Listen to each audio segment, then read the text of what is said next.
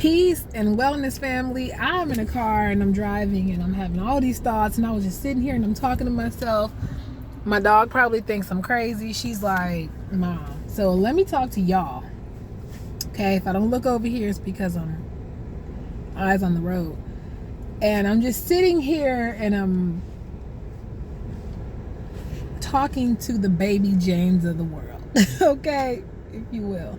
And all of James' family and friends. Being in entrepreneurship is a beautiful thing. It's also not for the faint of heart. So just consider, if you want to go into entrepreneurship, that this is undoubtedly a lifestyle. You cannot go into entrepreneurship thinking that I'm just going to do a little bit and hope that it carries me. No. You carry the weight of an entire company on your back when it begins. Unless you come from wealth and you can employ people to be put in positions to do the extra work that you can't afford to expend your time on. So starting out, there was so much preparation. There was so much to do. Before I even put out a post about a product that I made, it began with a thought about how I wanted to feel. It began with, how does this herb work? In what combination do I need to use this herb to make it beneficial for this particular purpose?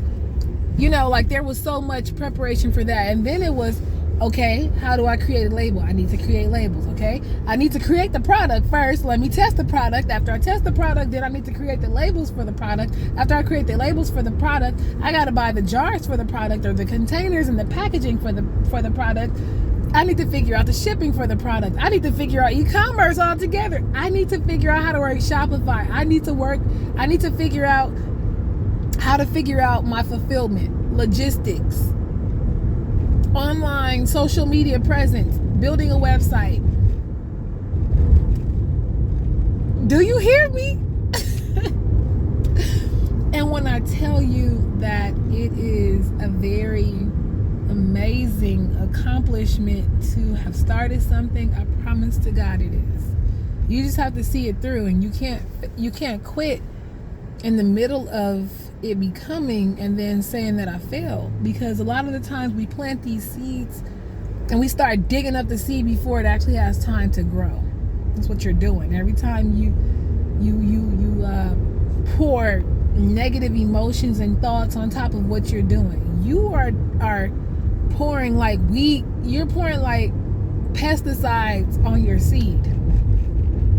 You're sprinkling junk, insecticides on your seed, and then you want it to grow and be healthy for you? No, you have to nurture it with love. You have to talk to yourself, and you have to talk about your desires with love, and you have to remind yourself that all is well. This is all working out for me. Instead of putting a deadline or timeline on things, just remind yourself that everything is going to bloom in its season. And when you look at nature around you and you see that nature is in the blooming season, just know that if it's happening on the outside, it's happening on the inside. The word says, as above, so below, as within, so without. Believe that. It's going to be up to you also as a entrepreneur and a business owner to reshape your beliefs. Your beliefs and your desires have to match up. If your beliefs and your desires don't match up, you know what you get? Unmanifested desires.